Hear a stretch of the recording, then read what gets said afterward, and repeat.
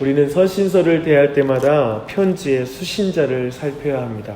서신서는 수신자가 가진 어떤 문제에 대해서 하나님의 말씀을 전달해 주는 책이기 때문에 그렇습니다. 베드로후서는 거짓을 유포하는 거짓 교사들을 지적하고 동시에 하나님의 말씀을 비웃는 자들에 대해서 경고하는 그런 말씀입니다. 성도들이 이들에게서 나오는 거짓 가르침에 현혹되지 않고 도리어 견고해지고 또 그들이 소망과 신앙을 붙잡게 하려는 것이 사도 베드로가 이 편지를 쓰는 그런 이유가 되겠습니다. 이제 3장에는 베드로후서의 수신자의 상태와 조술 동기가 사실 다시 한번 전체 내용이 잘 요약되어 있습니다. 1절을 보니까요, 베드로후서를 쓰는 이유가 성도들로 바른 생각, 즉 진실한 마음을 자극하기 위함이라고 이렇게 말하고 있습니다. 그런데요, 이제 바르지 않은 생각은 뭘까요? 그리고 바르지 않은 그런 마음은 어떤 상태일까요? 한번 그걸 질문할 필요가 있겠죠. 3절부터 5절에 그 내용이 나와요. 당시 교회에는 예수님의 재림에 대해서 비웃는 사람들이 있었습니다. 그들은 예수님이 다시 오시는 그 약속에 대해 조롱하는 자들이었어요. 이렇게 어떻게 예수님이 다시 오시는 약속을 조롱할 수 있을까요? 그 조롱하는 방법은 저는 오늘 말씀에서 두 가지로 볼 수 있다고 생각합니다. 먼저는 그들은 정욕을 따라 행하는 삶의 방식으로 주님의 약속을 조롱할 수 있습니다. 예수님이 다시 오실 일이 없으니 현실의 욕구에 충실한 삶을 살자라는 게 교회가 다시 오실 예수님을 조롱할 수 있는 그런 방식입니다. 주 안에서 사랑하는 여러분, 그저 보이는 현실의 욕구에 충실한 삶을 사는 것이 보이지 않는 주님의 약속을 조롱하는 삶인 것을 기억하십시오. 그저 눈에 보이는 세상에 맞춰 사는 것이 바로 하나님의 말씀을 조롱하는 삶인 것입니다. 그런데요, 이 세상은 이 정도로 하나님의 말씀을 조롱하는 것에 멈추지 않습니다. 그들은 입으로도 주님의 약속을 조롱합니다. 그들의 논리는 이렇다라고 말하고 있어요. 만물이 처음 창조할 때와 같이 그냥 있다 라고 말하는 것이죠.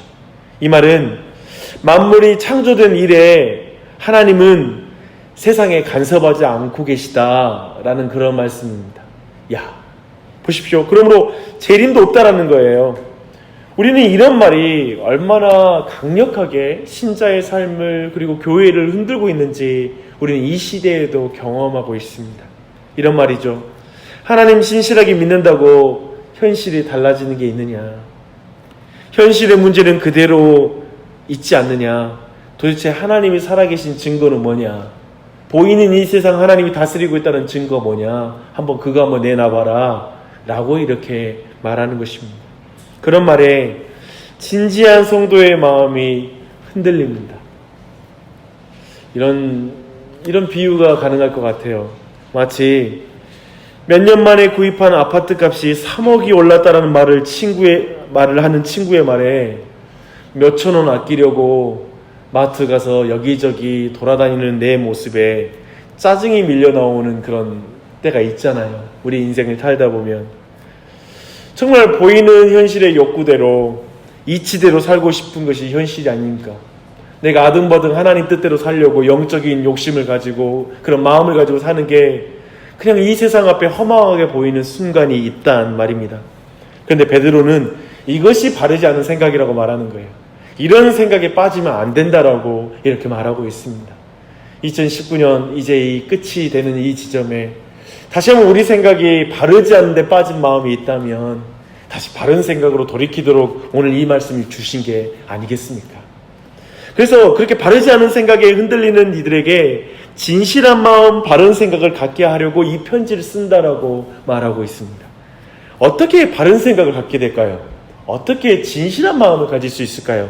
2절을 보니까요, 거룩한 선지자들이 예언한 말씀, 곧 구약과 사도들로 말미암아 명하신 말씀, 곧 신약으로 말미암아 바른 생각을 자극한다라고 말하고 있습니다. 신구약의 말씀, 그리스도인들의 바른 생각은 오직 하나님의 말씀으로만 세워질 수 있는 줄 믿습니다. 그걸 말하고 있죠.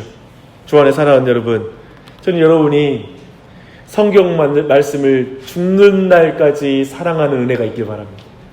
이 세상의 헛된 말에, 거짓된 생각에 여러분 막 자극받고 세상 욕심에 자극받아서 마음 흔들리는 게 아니라 하나님의 말씀으로 자극받아서 바른 생각 가운데 진실한 마음으로 서는 은혜가 있기를 바랍니다. 사도는 이제 어떤 방식으로 말씀을 전함으로 재림에 대해서 비웃는 사람들의 이 조소에 대해서 재림에 대한 확신과 그리고 확실성을 말해줄까요? 저는 이 말씀이 오늘 우리 모두에게도 재림에 대한 확신과 확실성을 갖게 해주는 말씀이라고 믿습니다. 그런 은혜가 있길 바라요. 사도 베드로는 6절 보니까요, 먼저 노아 때의 홍수가 하나님의 개입이며 마지막 날 심판의 그림자라는 걸 말하고 있습니다. 그걸 예로 들어요. 생각해보면 노아가 거대한 방주를 지을 때 세상 사람들은 홍수 직전까지 빗방울이 떨어질 첫 번째 그 빗방울이 떨어지기 전까지 말씀과 노아의 순종을 비웃듯이 살았습니다. 성경은 그렇게 말하죠. 먹고 마시고 시집가고 장가들고 살았다고요. 아무도 심판을 생각하지 않았어요. 그러나 때가 되자 온 땅에 물이 잠기는 심판이 임했지요. 무서운 심판이었습니다. 지금 베드로는 이 노아의 홍수를 기억하게 함으로 재림을 비웃는 사람들의 마음을 돌이키려고 합니다. 이제 물이 아니라 불로 심판하실 거라고 엄중하게 말씀하십니다. 영원할 것 같은 세상이죠. 세상의 가치가 영원할 것 같죠. 그래서 세상의 말이 우리의 마음까지 흔들러 성도들의 마음도 흔들어서 정말 잘못된 생각에 빠지게 할 때가 있죠. 근데 그런 모든 말을 불로 태우실 것입니다. 그게 거짓된 걸 분명히 드러낼 것입니다. 이 사실을 믿으시기 바랍니다. 아멘으로 정말 믿음으로 나아가길 바랍니다. 사도는 이어서 시편 90편 4절을 인용하여 하나님의 시간 개념을 통하여 바른 마음을 갖게 하려고 합니다. 사랑하는 자들아, 주께는 하루가 천년 같고 천년이 하루 같다라는 이 사실을 잊지 말라. 굉장한 강조입니다. 영원하신 하나님께 모든 것이 하나의 거대하고 영원한 현재입니다. 그래서 기롱하는 자들이 하나님의 약속은 더디거나 실행되지 않을 것이라는 데 대하여 베드로는 더디지 않다, 결코 더디지 않다라고 말합니다. 오늘날에도 얼마나 많은 사람이 주님 언제 오시나, 정말 오시는 게 맞나 라고 이렇게 더디다고 생각하는지 몰라요. 하지만 더디지 않다라고 베드로 말합니다. 더딘 것이 아니라 하나님이 오래 참으셔서 회개하기를 바라고 계시며 기회를 주고 계시다라고 베드로는 말하고 있습니다. 15절에서도 사도 베드로는 우리 주의 오래 참으심이 곧 구원을 의미한다는 걸 우리 모두에게 분명하게 말하고 있습니다. 누군가에게 더딤이 하나님을 부인하는, 하나님의 말씀을 부인하는 증거로 사용되지만 베드로에게 하나님의 더딤은 하나님의 은혜로운 구원의 초대라고 말하고 있습니다. 누군가에게 말씀이 이루어지는 게 더딘 것이 이제 현실의 욕구를 따라 살아나가는 이유가 돼요. 이렇게 말씀 더디게 이루어지니까 그냥 난 세상에 맞춰 살래 라고 말하는 이유가 되지만, 누군가에게 그 더디됨의 말씀 가운데도 하나님의 말씀을 믿을 때에 더욱 경건하게 사는 이유가 되는 줄 믿습니다. 여러분에게는 후자의 은혜가 임하길 바랍니다. 그런 은혜가 있길 바랍니다. 그날은 도적같이 올 것입니다. 그날은 피할 수 없고 아무도 건질 수 없는 재앙의 날이 될 것입니다. 그래서 성경은 불에 풀어진다라는, 모든 물질이 불에 풀어질 거라는 표현을 쓰고 있습니다. 그러면 우리는 어떻게 살아야 될까요? 사도는 11절, 14절 보니까요, 거룩하고 경건한 삶을 살아라 라고 말하고 있습니다. 사도는 언제 예수님이 오실 것이라는 재림의 시간표는 우리에게 제공해 주지 않아요. 근데 어떻게 살아야 될지를 말하고 있습니다. 하나님의 영광을 위해서 사는 인생이 가장 멋진 삶입니다. 점도 없고 흠도 없이 그날의 평강 가운데 나타나기를 위하여 힘쓰라고 말하고 있습니다. 어차피 구원 받을 테니 그냥 이 땅 마음대로 살면서 점도 흠도 그냥 마음대로 뒤집어 쓰고 오물 뒤집어 대강대강 살자라고 말하지 않아요. 주님 오실 것이니 점도 없이 흠도 없이 주님 만날 걸 예비하자고 말하고 있습니다. 우리가 살면서 최선을 다해서 살아야 될 이유가 여기 있어요. 2019년 딱 생각해 보십시오. 한 해를 지나 마지막 되면 많은 게 풀어져 있어요. 한 해의 결심이 순간순간 중간중간 무너졌던 경험이 있을 거예요. 근데 또 오늘 이 자리에 여러분 나와 있어요. 다시 한번 이 말씀 듣고 아멘하고 풀어졌던 거, 다시 느슨해졌던 걸 다시 잡아야 되겠구나. 다시 내가 너무 세상의 욕심에 끌렸던 마음이 아니라 이제 하나님 앞에 다시 살아야 되겠구나 라는 말씀을 듣기 위해 이 자리에 불러주신 거 아니겠습니까? 오늘 말씀 보십시오. 사랑하는 자들아, 사랑하는 자들아 라고 이렇게 불러주고 있지 않습니까? 다시 일어서십시오.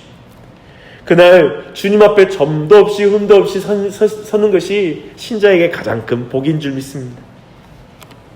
2019년에도 2020년에도 성도는 주님 오실 날이 임하기를 바라보는 인생이 되어야 되는 줄 믿습니다. 그 날이 무서운 날이 될 것이지만 우리가 그날을 바라보고 기다리며 살아야 될 이유는 오직 한 가지, 그날 사랑하는 구주 예수님이 오세요. 무서운 날인데 우리에게는 사랑하는 구주 예수님이 오시는 날이에요. 그러니까 그날 보고 살아야 됩니다. 불경한 자들에게는 심판과 재앙의 날이 되겠지만 우리는 그의 약속대로 의에 거하는 바 새하늘과 새 땅을 얻게 되는 그런 날이 되는 줄 믿습니다. 그날을 사모하십시다. 그날이 더디면 하나님께서 아무도 멸망하지 않고 회개하기에 이르게 원하시기 때문이다 라는 그 말씀을 생각할 때, 그러면 우리의 태도는 복음을 모든 사람, 모든 민족에게 전하는 삶을 살아가야 되는 게 마땅할 것입니다. 이번 주일에 이웃과 함께하는 예배가 또한 그런 기회가 됐으면 좋겠고, 그런 사람들이 오랫동안 교회 발길을 끊었던 사람이 다시 교회에 오는 날, 그리고 가족들이 교회에 오는 날, 그리고 이웃들이 교회에 오는 날, 그런 날이 되도록 우리가 힘써 나아가는 그런 은혜가 있길 바랍니다. 또 우리는 이 마지막 날이 올수록 다시 한번 강조합니다. 성경을 사랑하는 은혜가 있기를 바랍니다. 그것만이 우리의 마음을 진실한 마음으로 자극해주고 그리고 바른 생각을 갖게 해주는 말씀이기 때문에 그렇습니다. 그런 은혜가 있었으면 좋겠어요. 마지막 17절 18절 말씀 함께 읽어볼까요?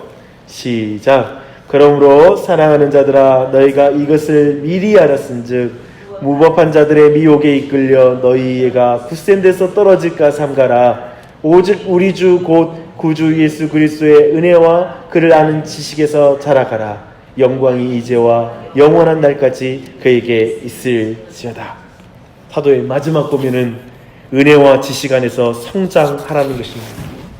하나님의 말씀에서 떠나는 것이 굳센 데서 떨어지는 것입니다. 말씀에 붙어 계십시오. 하나님의 말씀에서 떠난다는 것은 결국 아마도 교회 예배 출석과 성도의 교제에서 떠나는 것으로 드러날 수 있어요. 여러 가지 하나님을 향한 열심에서 떨어지는 것으로 드러날 수 있습니다. 근데 사도의 관심은 성도들의 성장입니다. 자전거가 계속해서 페달을 밟지 않으면 균형 잃고 쓰러지듯이 말씀에서 떨어지면 성장에서 떨어지게 됩니다. 넘어지게 되는 것입니다. 그래서 어쩌면 많은 사람들, 또 주위에 있는 사람들이 정말 영적 성장하지 못해서 넘어진 사람이 있다면 다시 일어나도록 기도하는 이 아침이 되시길 바랍니다. 다시 말씀 붙잡게 되게 해달라고 기도하는 이 아침이 되시기를 바랍니다. 다시 모든 일에 열심을 내어서 2020년도를 바르게 준비하게 해달라고 가정을 위해서 기도하고 교회를 위해서 기도하는 이 아침이 되시기를 바랍니다. 그런 은혜 가운데 나아가는 풍성한 은혜가 또 이 마지막 십몇 일 남은 이 한 해에도 큰 은혜가 넘치는 여러분 되시길 바랍니다. 기도하시겠습니다.